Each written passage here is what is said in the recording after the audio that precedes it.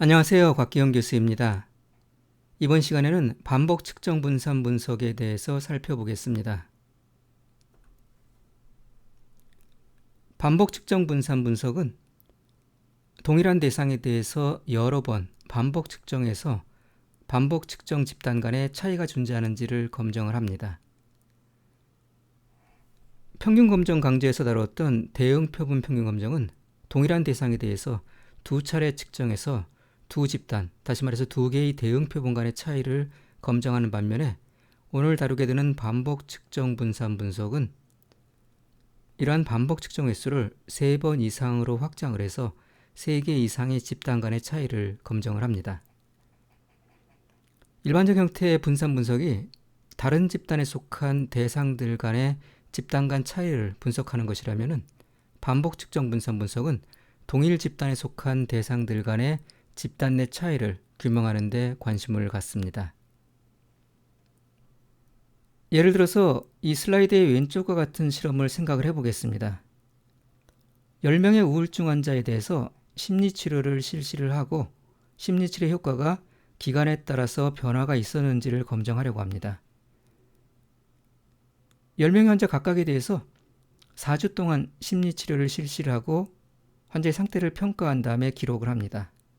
그리고 16주가 경과한 시점에 동일한 환자에 대해서 환자의 상태를 평가하고 다시 또 기록을 합니다. 그러면 환자별로 2개의 데이터를 얻게 됩니다. 그러면 4주 시점에 데이터 집합이 하나 생기고 16주 시점에 데이터 집합이 또 하나가 생기게 됩니다.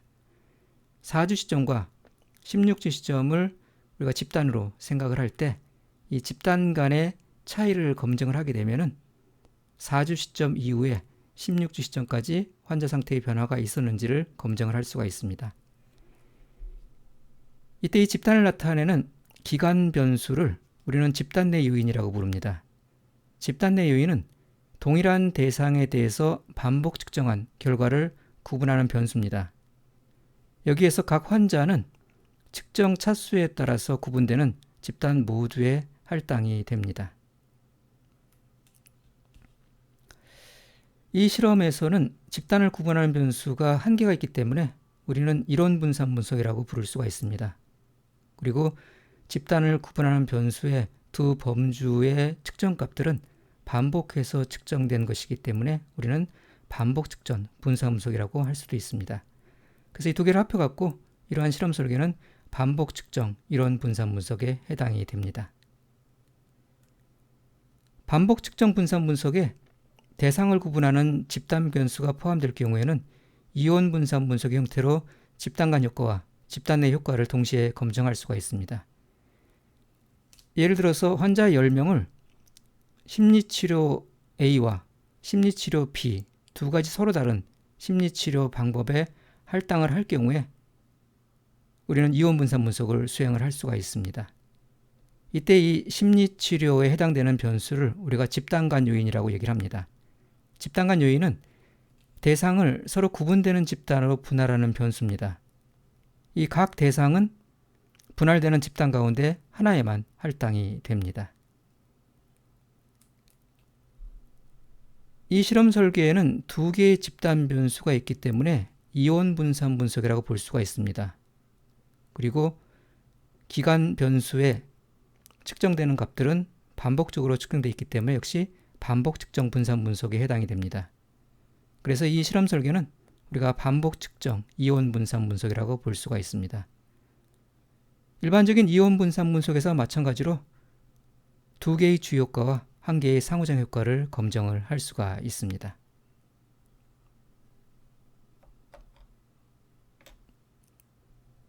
R을 이용을 해서 반복 측정 분산 분석을 수행하는 절차를 보다 구체적으로 살펴보겠습니다. 표준 패키지인 데이터셋 패키지에 포함되어 있는 CO2 데이터셋을 이용을 하겠습니다.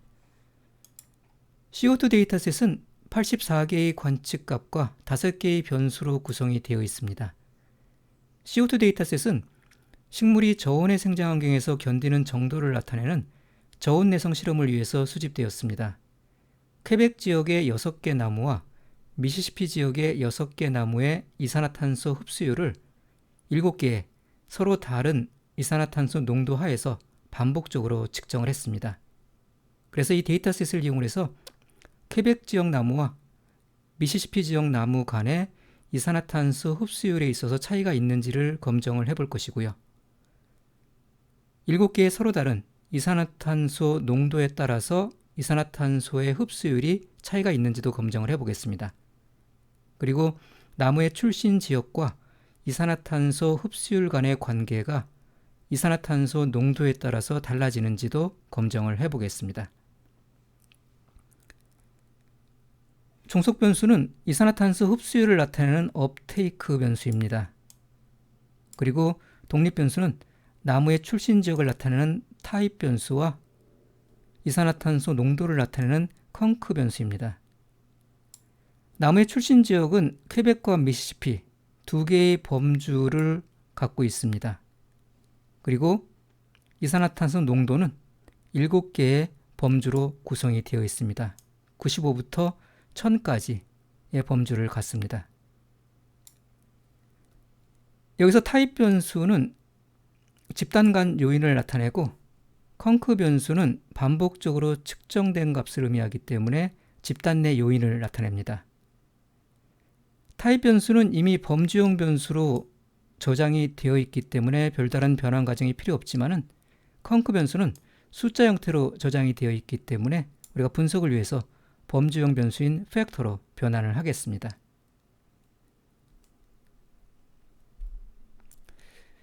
퀘벡 지역 나무의 절반과 미시시피 지역 나무의 절반은 실험 전에 하룻밤 동안 저온 처리를 했습니다. 저온 처리 여부가 트리트먼트 변수에 저장이 되어 있습니다. 그래서 저온 처리가 된 경우에는 chilled로 저장되어 있고 그렇지 않은 경우는 non-chilled로 저장이 되어 있습니다. 여기에서는 분석의 편의를 위해서 저온 처리가 적용된 나무만을 대상으로 하겠습니다. 플랜트 변수는 나무의 고유 식별자 변수를 의미를 합니다. 자, 그래서 이 데이터셋을 분석에 활용하기 위해서 컹크 변수를 팩터로 변환하고 데이터셋 중에서 저온 처리된 데이터셋만을 별도로 추출을 해보겠습니다. 먼저 저온 처리된 데이터만을 추출하기 위해서 서브셋 함수를 이용해서 일부 데이터셋만을 추출을 해보겠습니다.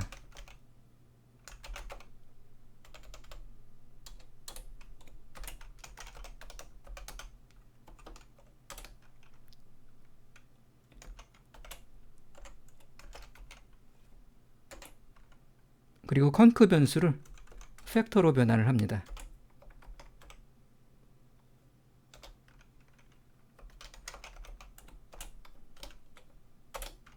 다시 한번 구조를 보시면은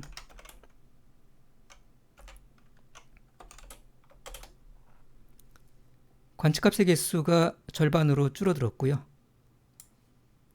집단 내 요인인 컹크 변수가 7개의 레벨을 갖는 팩터로 변환된 것을 볼 수가 있습니다. 데이터셋을 화면에 출력을 해보겠습니다.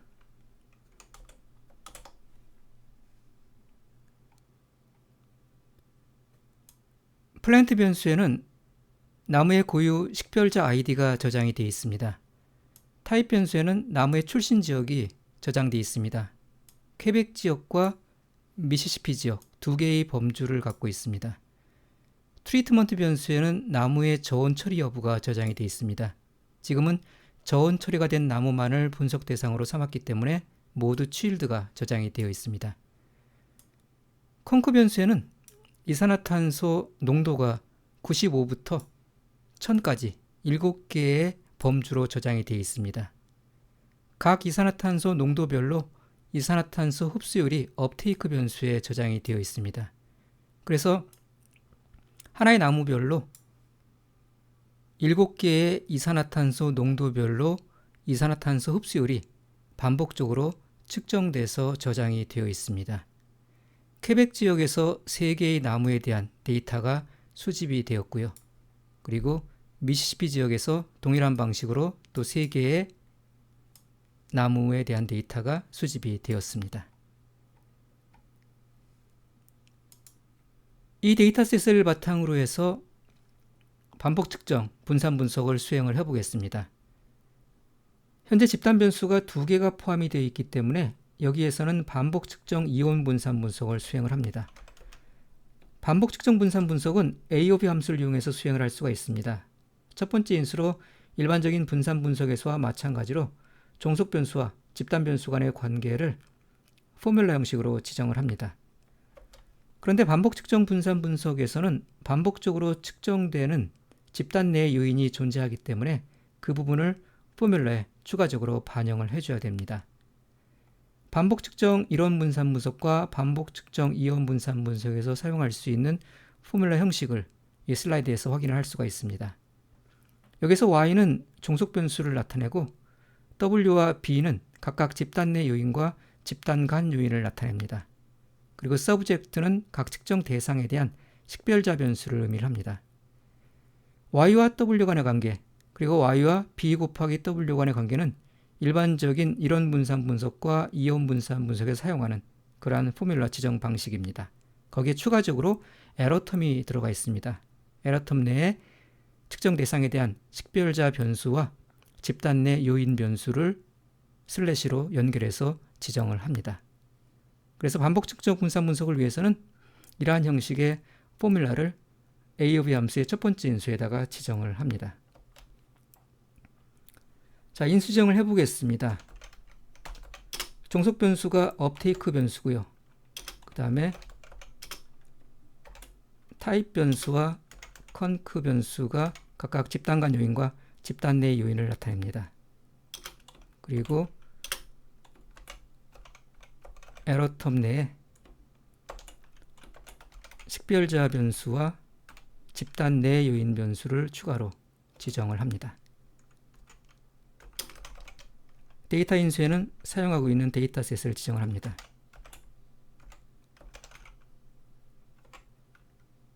분석 결과를 co2 sub.aof이라는 변수에다 저장을 해보겠습니다. 서머리 함수를 이용을 해서 분산 분석 결과 생성된 모델 객체로부터 분산 분석표를 추출을 해보겠습니다. 출력된 분산 분석표를 보면은 첫 번째 주요 효과인 나무의 출신 지역을 나타내는 타입 변수는 f값이 60.41이고 대응되는 유의 확률이 0.001로서 유의 수준 0.05에 비해서 작기 때문에 규모 가설을 기하고 대립 가설을 채택을 합니다. 따라서 나무의 출신 지역에 따라서 이산화탄소의 흡수율이 다르다고 얘기할 수가 있습니다. 그리고 두 번째 집단 변수인 이 컨크 변수 역시 f값이 52.5이고 p값이 매우 작기 때문에 유의수준 0.05에서 규모 가설을 기하고 대립 가설을 채택을 할 수가 있습니다. 따라서 이산화탄소 농도에 따라서도 이산화탄소 흡수율에 있어서 차이가 있다라고 얘기를 할 수가 있습니다.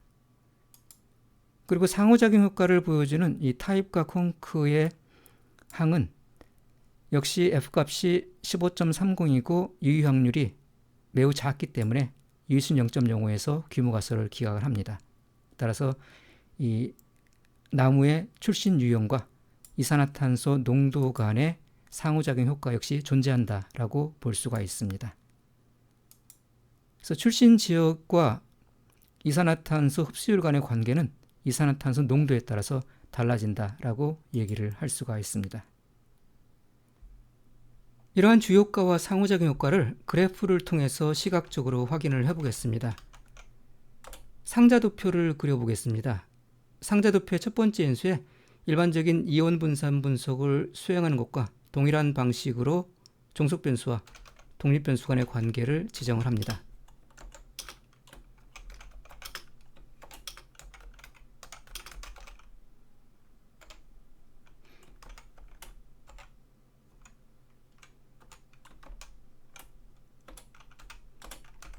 색깔도 지정을 해보겠습니다.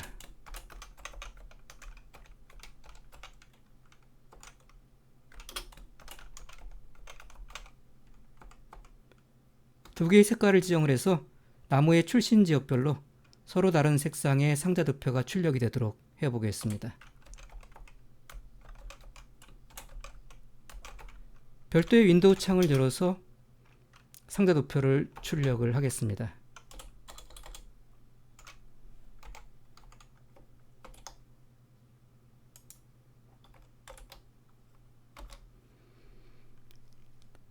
출력된 결과를 보시면은 두 개의 색깔로 구분되어 있는 상자 도표가 출력된 것을 볼 수가 있습니다. Y축을 보시면은 이산화탄소 흡수율이 나타나 있고요. X축에는 나무의 출신 지역 유형과 이산화탄소 농도의 조합에 따른 모든 가능한 범주 조합이 나열이 되어 있습니다. 그런데 퀘벡만 보이고 미시시피는 지금 나타나 있지가 않죠. 윈도우 창의 크기에 따라서 다르긴 하겠지만 여기에서는 미시시피의 글자 길이가 길기 때문에 화면상에 출력이 되지 않았습니다. 그래서 조금 개선을 해보겠습니다. X축의 축의 제목을 일단 삭제를 할 거고요. 그리고 Y축의 축의 제목도 의미 있도록 좀 바꿔보겠습니다. 그리고 그래프에 제목을 추가를 할 거고요. X축에 있는 이 범주쌍의 값들이 나타날 수가 있도록 이 텍스트가 축과 직각이 되도록 바꿔보겠습니다. Y축도 축과 직각이 되도록 바꾸면 읽기 쉬운 형태로 숫자가 표현이 될 겁니다. 그리고 추가로 범례를 지정을 해서 각 색깔이 어떠한 나무 유형을 나타내는지를 표시를 해보겠습니다.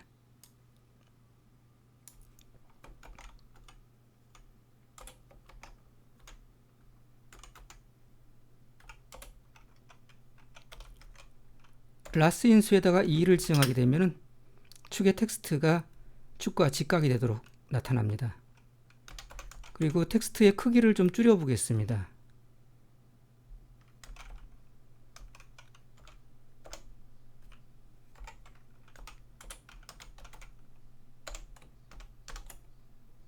X축의 제목은 생략을 해서 범주의 종류만 나타날 수 있도록 하고요. Y축의 제목은 의미 있는 형태로 좀 바꿔보겠습니다.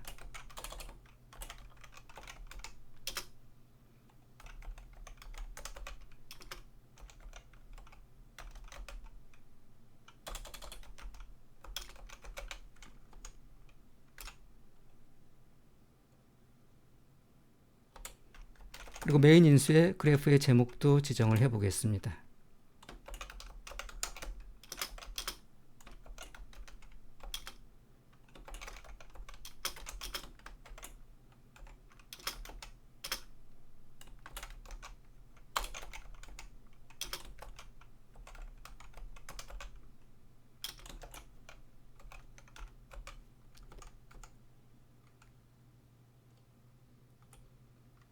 그리고 레전드 함수를 이용해서 범례를 추가적으로 지정을 해보겠습니다. 레전드 함수 첫 번째 인수에 범례가 위치할 곳을 문자열로 지정을 할 수가 있습니다. 탑 레프트를 지정하게 되면 왼쪽 상단에 범례가 생성이 됩니다. 약간 띄어갖고 그래프상에서 좀 보기가 좋도록 만들겠습니다.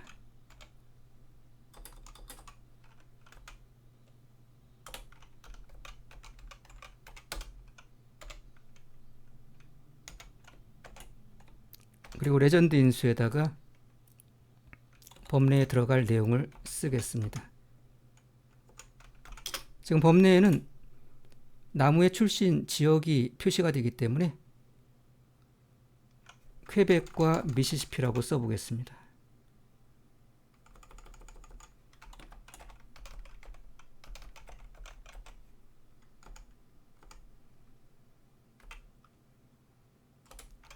그리고 필 인수에는 상자 도표에서 지정한 색깔과 동일한 색상을 지정을 합니다.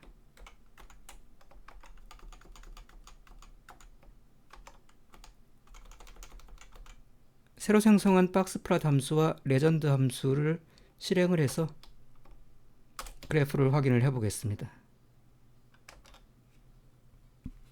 종전보다 좀 개선된 형태로 그래프가 그려진 것을 볼 수가 있습니다. 보시면은 파란색의 상자 도표가 퀘벡 나무를 나타내고 밑에 빨간색의 상자 도표가 미시시피의 나무를 나타냅니다. 그래서 퀘벡의 나무가 미시시피의 나무보다 이산화탄소 흡수율이 현저히 더 높은 것을 알 수가 있습니다.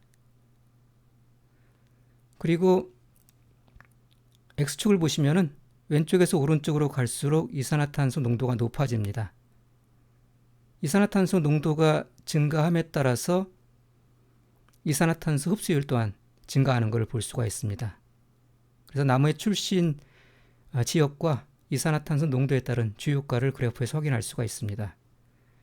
그리고 이산화탄소 농도가 증가함에 따라서 퀘벡의 나무가 미시시피 나무보다 이산화탄소 흡수율이 증가하는 폭이 더 커지는 것을 볼 수가 있습니다. 그래서 이 이산화탄소의 농도와 나무의 출신 지역 간의 상호작용 효과를 그래프상에서 확인을 해볼 수가 있습니다. 추가로 그래프를 하나 더 그려봐갖고 주요효과와 상호작용 효과를 다시 한번 확인을 해보겠습니다. HH 패키지에 포함되어 있는 인터랙션 to WT 함수를 이용을 합니다.